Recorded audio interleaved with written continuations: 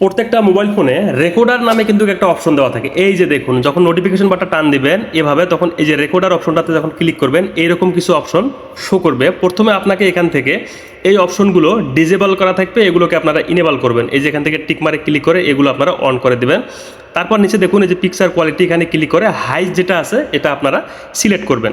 আসলে এই কাজগুলো আমরা অনেকে জানি না। তারপর নিচেরটাও আপনারা এখান থেকে অন করে দিবেন, সব অপশনগুলো অন করে দিবেন। অন করে দেওয়ার পর এই যে স্টার্ট যে অপশনটা আছে এখানে আপনারা ক্লিক করবেন। তারপর দেখতে পারবেন এই যে দেখুন একটা রেকর্ডার অপশন কিন্তু চলে আসবে। আসলে এখান থেকে কিন্তু আপনারা ফুল এইচডি ভয়েস রেকর্ডিং করতে পারবেন। এই যে নয়েজ রিমুভ অটোমেটিক করতে পারবেন।